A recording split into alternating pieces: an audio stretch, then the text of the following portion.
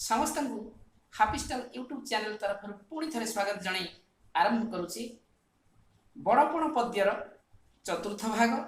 तेरे तृतीय भाग में यही पर्यंत आम पढ़ी जे विश्व विजयी आलेक्जेंडर इहलीला संवरण करने पूर्व ये विश्व जनता उद्देश्य कही जाइए एक महान कथा जहाँकि मुझे सुनसान माटी की चलीजी मत जो कोके शुआई सुनसान भूमि को नहीं जीव मोर दुई हाथ को दुई पट को लंबे रखीदेव जहाद्वारा कि ए जगतवासी ए जगत जनता देखिए धरा पृष्ठ को विजय लाभ कर सारी विश्व विजयी आलेक्जेंडर आज सुनसान को फेरी जा बेले शून्य हस्त फेरी जाऊँ भी से तार सांगरे नहीं जाऊनी यही कथा को से जगत जनक उद्देश्य अर्थात जगतर समग्र जनता उद्देश्य निज तरफ ये उक्ति को उपस्थापन करथिले।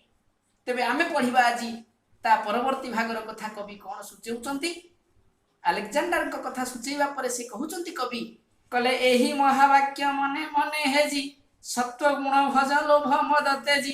अर्थात महावाक्य कौन ए आलेक्जेंडर विश्व विजयी आलेक्जेंडर को यही उक्ति को कवि आज मन पकई दे कहउचंती कौन जे यही महावाक्य अर्थात सही महान वाक्य जो वाक्य को आलेक्जेंडर मरिबा पूर्व समग्र जनता उद्देश्य कही जाइथिले से ही महावाक्य कवि सूचई दउचन जे यही महावाक्य मने मने हेजी अर्थात मने पकेइबा चिंता करिबा बा स्मरण करिबा जे आलेक्जेंडरंकर एई महान उक्ति को मने पकेई काहाकू कहउचंती कवि दरबार रे उपस्थित समसामयिक अर्थात तांकर समकालीन उपस्थित राजा महाराजा उद्देश्य रे कथा को कहते हे राजा महाराजा माने विश्व विजयी आलेक्जेंडर से महान उक्ति को थरे मने पकई कौन कर ना सत्व गुण भज लोभ मद तेजी।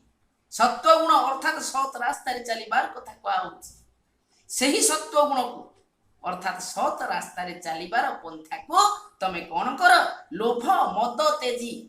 मद एठी मोहर कथा कहउछि मोह जो मोहरे तमे पड़ी जाइछ से मोह को परित्याग करी सत रास्ता चलीबार पंथा निरूपण कर।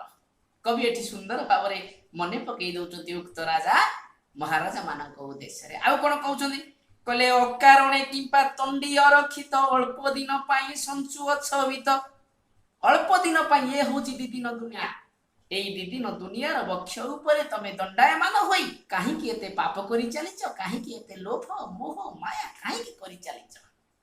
तेणु कहउचंदी कले अकारणे किंपा तंडी अरक्षित अकारणे अर्थात बिना कारण रे किंपा अर्थात काहेकि कोन करूछ ना तंडी अरक्षित तंडी अर्थात कहिथिली ठकिबा अरक्षित अर्थ बेसहारा तो ए बेसहारा मनीष मान को काहेकि तमे बिना कारण रे ठकी चलीच काहेकि ना अल्प दिन पाई संचु अछ वित्त अर्थात संपत्ति धन ऐश्वर्य यही धन ऐश्वर्य इत्यादि को काहेकि तमे ए दिन दुनिया रे संचय करूछ तमे जेते बेले मरी जीवो इहलीला संवरण करी संसार बाटी को फेरी जीवो सेते बेले धन संपत्ति कोन तुमर सांगरे जीवो ना केही हेले सांगरे जीवे ना।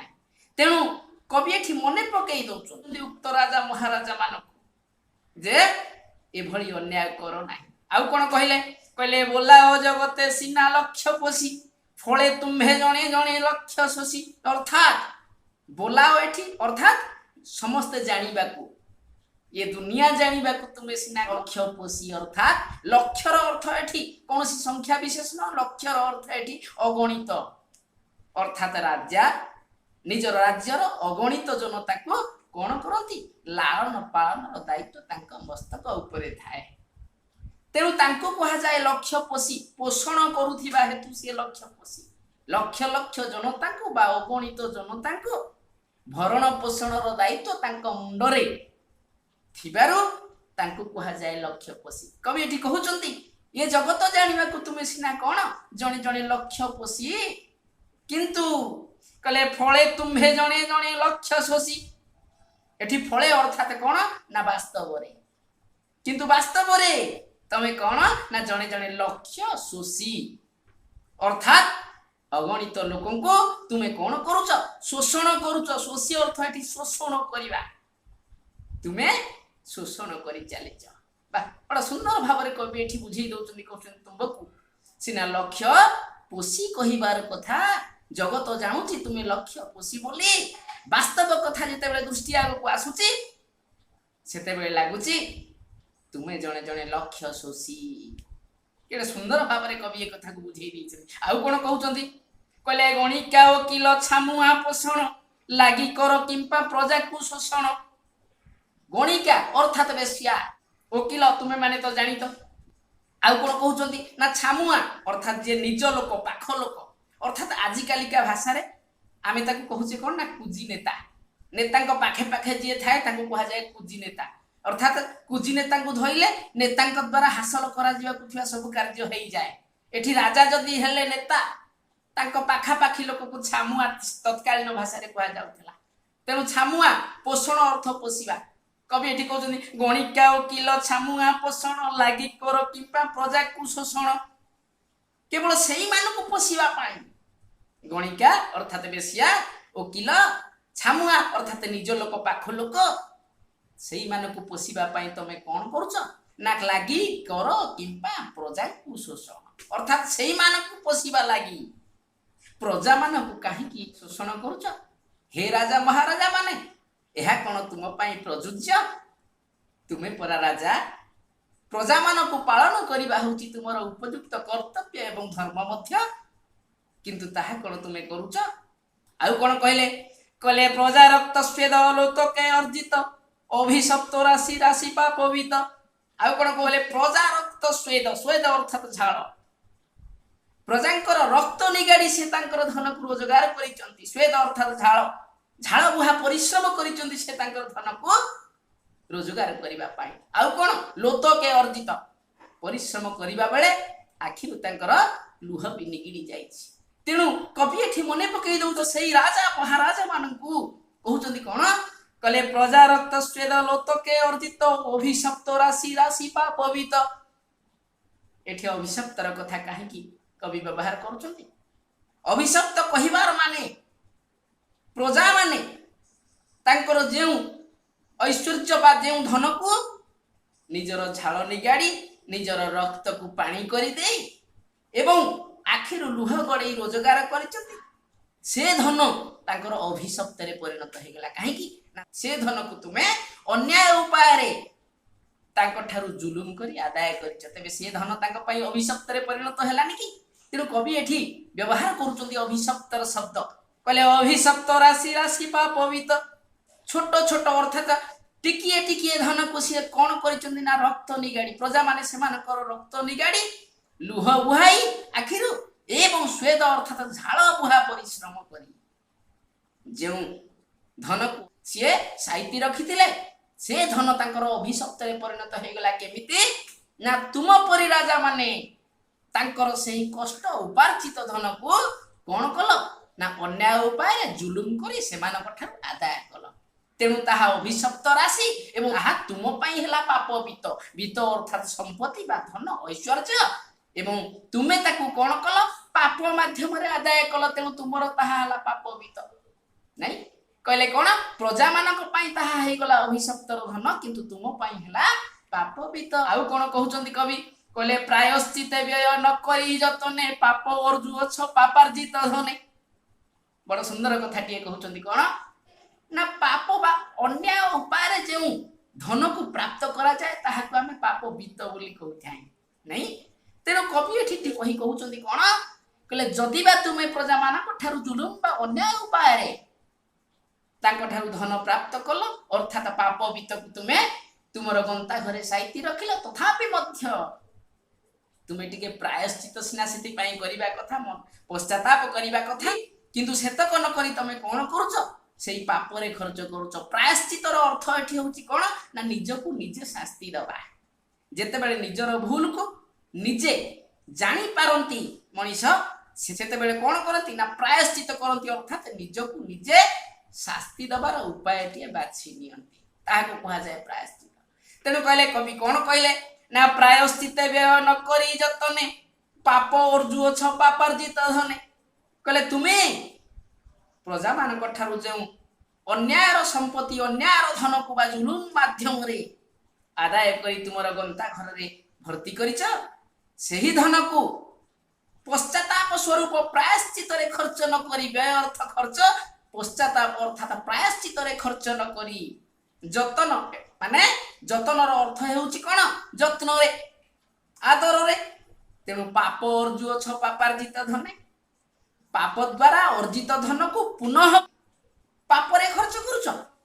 ଆଉ ପୁଣି ପଦେ କହିଲେ କବି କଣ କହିଲେ? ଅର୍ଜୁଅଛ ସିନା କେବଳ ଦୁଷ୍କୃତ, ଘୃଷ୍ଟି ମୁଖେ ଢାଳି ଯଜ୍ଞ କୁଣ୍ଡ ଘୃତ। ଅର୍ଜୁଅଛ ମାନେ ଅର୍ଜିବା, ତୁମେ କଣ ଅର୍ଜନ କରୁଛ? ନା କେବଳ ଦୁଷ୍କୃତ ଅର୍ଥାତ ଏଠି ପାପ। ହେ ରାଜା ମହାରାଜା ମାନେ ତୁମେ କେବଳ କଣ କରୁଛ? ନା ପାପକୁ ଅର୍ଜନ କରୁଛ। ଏମିତି ଭାବରେ କବି ସୁନ୍ଦର ଉଦାହରଣଟି ଏଠି ଦଉଛନ୍ତି। କଣ କହିଲେ? ଘୃଷ୍ଟି ମୁଖେ ଢାଳି ଯଜ୍ଞ କୁଣ୍ଡ ଘୃତ। ଘୃଷ୍ଟି ଅର୍ଥାତ ଘୁଷୁରୀ। ଘୁଷୁରୀ ମୁହେରେ ତମେ କଣ କରୁଛ? ଢାଳୁଛ। କଣ ଢାଳୁଛ? ନା ଯଜ୍ଞ କୁଣ୍ଡ ଘୃତ। ଘୃତ ଏଠି ଘିଅ। ଯେଉଁ ଘିଅକୁ ଯଜ୍ଞ କୁଣ୍ଡରେ ଢଳା ଯିବା କଥା ସେଇ ଘିଅକୁ ନେଇ ଘୁଷୁରୀ ମୁହଁରେ ଢାଳୁଛ। ଘୁଷୁରୀର ଘିଅ ପ୍ରାପ୍ୟ ନୁହେଁ, ଘିଅ ଯଜ୍ଞ କୁଣ୍ଡରେ ଢାଳିବା କଥା। ଏଠି ସଂକ୍ଷେପରେ କବି କହୁଛନ୍ତି ତମେ ଅପାତ୍ରରେ ଦାନ କରୁଛ। ଆଉ କଣ କହିଲେ? କହିଲେ ଏ ଅପ୍ରିୟ ସତ୍ୟ ଛଳକୁ ନ ଥରି ନିଜ ଶ୍ରେୟ ଦେଖ ଚିତେ ଚିନ୍ତା କରି। କବି ଟିକେ ସୂଚେଇ ଦଉଛନ୍ତି ଉକ୍ତ ରାଜା ମହାରାଜା ମାନଙ୍କ ଉଦ୍ଦେଶ୍ୟରେ। କାହିଁକି ନା ଅପ୍ରିୟ ସତ୍ୟ ଅର୍ଥାତ କଣ? ଯେଉଁ ସତ୍ୟକୁ କହିବା ଦ୍ୱାରା ନିଜେ ନିଜ ପାଇଁ ଶତ୍ରୁତା ଆଚରଣ କରିବା କଥା, ତାହାକୁ କୁହାଯାଏ ଅପ୍ରିୟ ସତ୍ୟ। ଅର୍ଥାତ ଜଣେ ଯଦି କୌଣସି ଏକ ଖରାପ କାର୍ଯ୍ୟ କରିଛି ତୁମେ ଯାଇ କହିଦେଲ, ତେବେ କଣ ସିଏ ତମକୁ ତାକୁ ସହ୍ୟ କରିପାରିବ? ତେଣୁ କୁହାଗଲା ଅପ୍ରିୟ ସତ୍ୟ। କହିଲେ ଏ ଅପ୍ରିୟ ସତ୍ୟ ଛଳକୁ ନ ଧରି ନିଜ ଶ୍ରେୟ ଦେଖ ଚିତେ ଚିନ୍ତା କରି। କବି ସୁନ୍ଦର ଭାବରେ ଏଠି ବୁଝେଇ ଯାଉଛନ୍ତି, କହୁଛନ୍ତି କଣ? ମୁଁ ତୁମର ଦୋଷ ତ୍ରୁଟିକୁ ଉପସ୍ଥାପନ ମାଧ୍ୟମରେ ତୁମକୁ ଏହା କହିଦେଲି। ତୁମେ ମୋର ଏ ଉକ୍ତିକୁ ଅପ୍ରିୟ ସତ୍ୟ ବୋଲି ଜାଣୁଛ, ଏକଥା ସତ୍ୟ, କିନ୍ତୁ ଛଳକୁ ନ ଧରି ଏକଥା କହିବାର କାରଣ କଣ?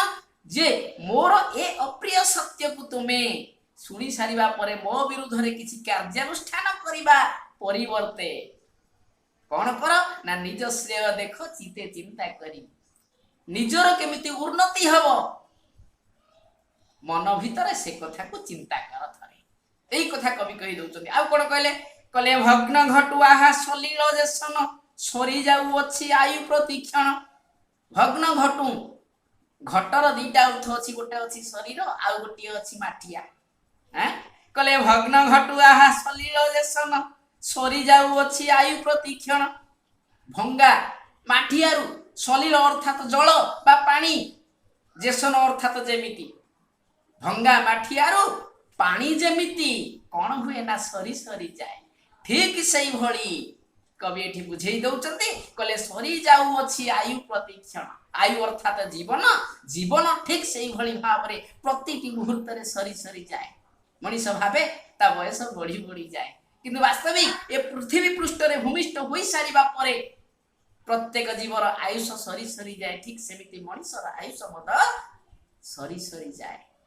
ତେଣୁ କବି ଏଠି ସୂଚେଇ ଦେଉଛନ୍ତି, କହୁଛନ୍ତି ଭଙ୍ଗା ମାଠିଆରୁ ଜଳ ଯେମିତି ସରି ସରି ଯାଏ, ମଣିଷର ଆୟୁ ସେଇଭଳି ଭାବରେ ପ୍ରତିଟି ମୁହୂର୍ତ୍ତରେ ସରି ସରି ଯାଏ।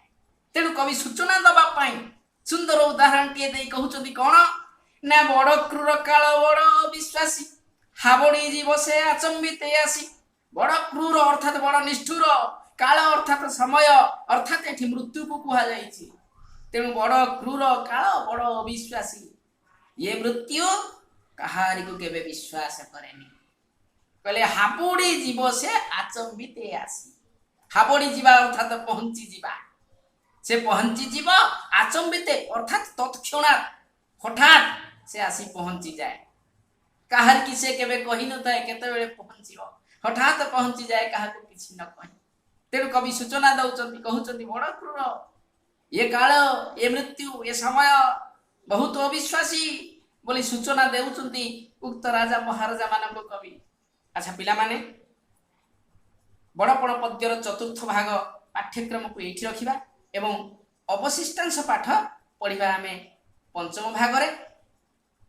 ଯଦି ତୁମମାନଙ୍କୁ ମୋର ଏ ଭିଡ଼ିଓଟି ପସନ୍ଦ ଲାଗୁଛି पाठपढ़ा शैली भल लगुच भल भाव में बुझीपारुच एवं एपर्यंत मोर चैनल को सब्सक्राइब करना तेबे चैनल ठीक तले डाहाण पाख नाली रे लिखा जाइथिबा सब्सक्राइब बटन उपरे दबाई देवा संगे संगे बेल बटन को मध्य दबाई दियंतु जहा फल मु अपलोड करुथिया समस्त वीडियो तुम पाखरे आग सूचना पहुंची जीव केवल सेतिक नुहे लाइक करिया को भूलिबे नाही लाइक बटन अछि मोर वीडियो रो ठीक बाम पाखरे अर्थात लेफ्ट हैंड साइड रे लाइक करिवो एवं शेयर मध्य करिवो ओके रहूची।